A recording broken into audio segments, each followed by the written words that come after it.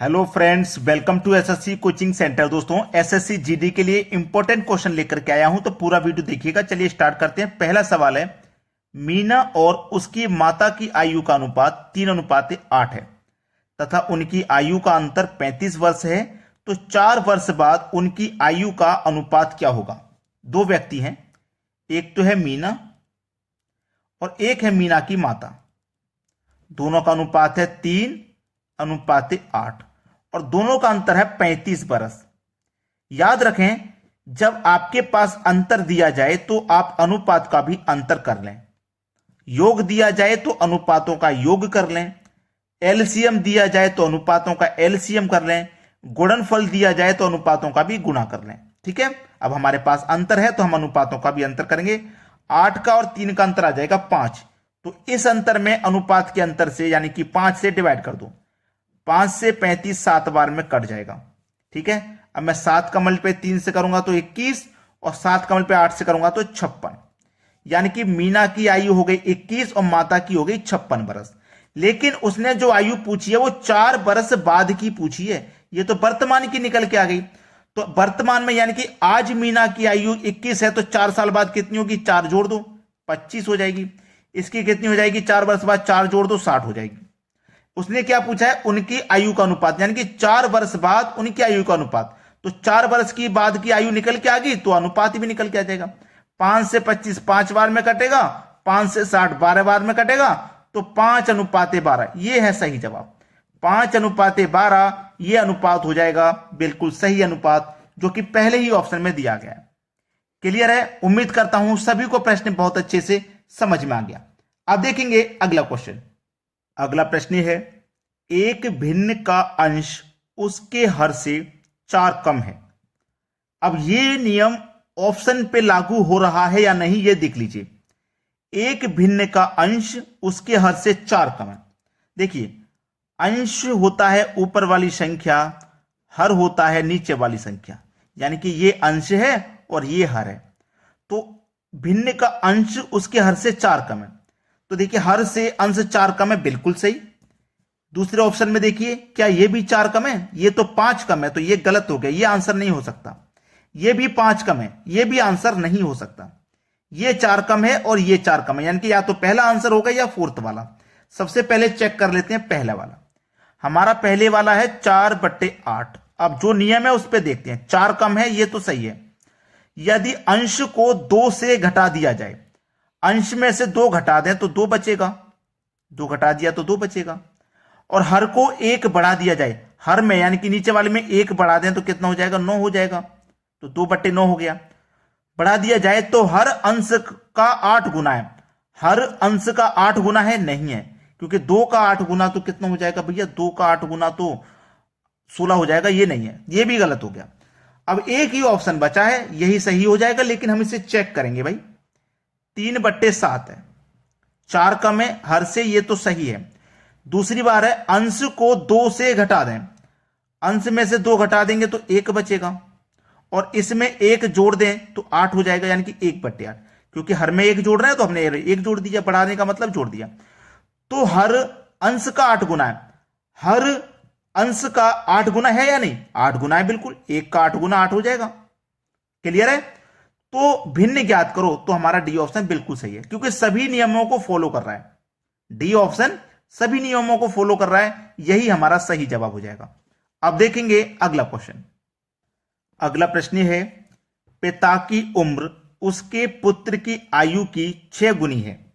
पिता की उम्र, ठीक है। देखो पहले तो ऑप्शन में देख लो 6 गुनी है या नहीं।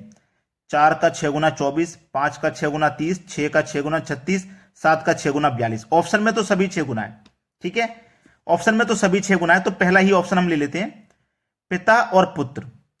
देखो ये पुत्र हो गया और ये पिता हो गया, ठीक है। पुत्र की आयु कितनी है, 4, पिता की आयु कितनी है, 24, ठीक है।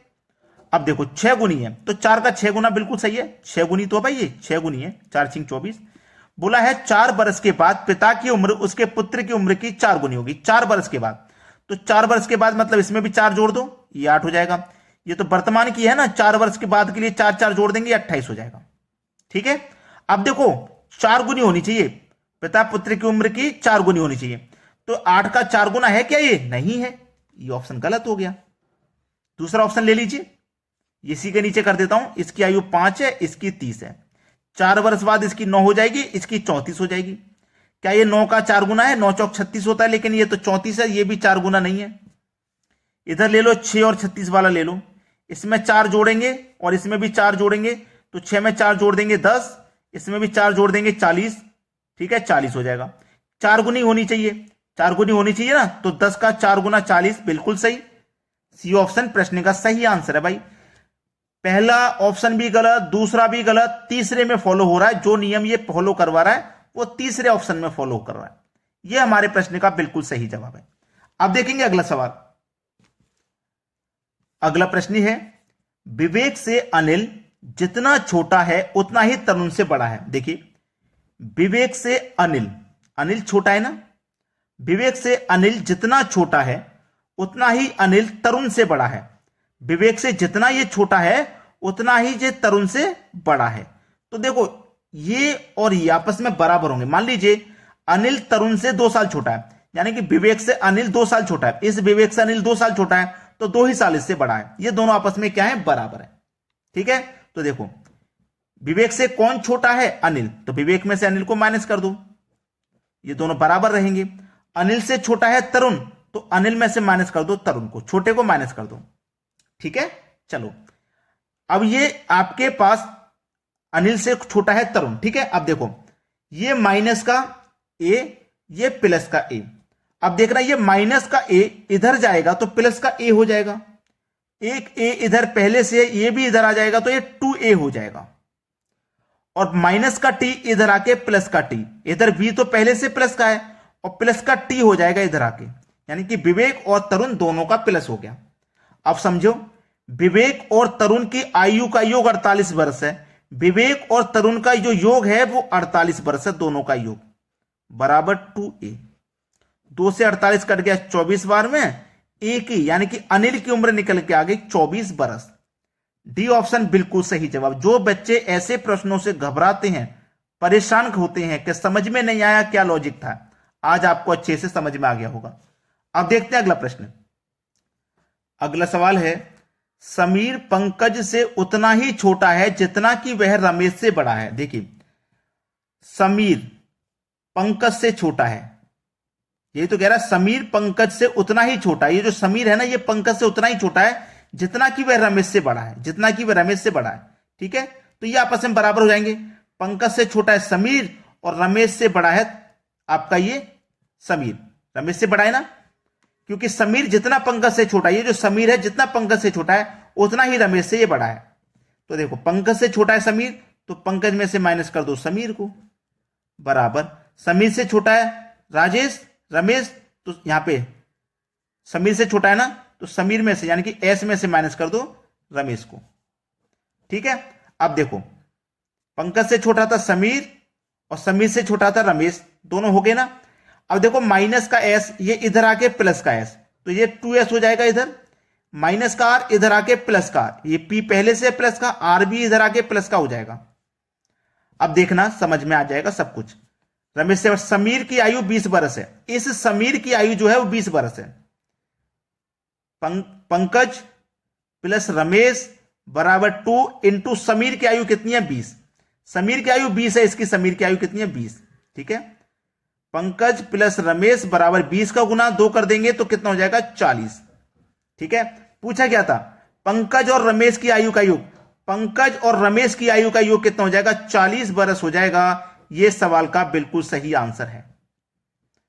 लाइक नहीं किए हो वीडियो को तो लाइक कर दो भाई, और शेयर नहीं किए हो तो शेयर कर दो, ताकि सभी बच्चों का एग्जाम अच्छे से हो जाए। ठीक है दोस्तों, धन्यवाद।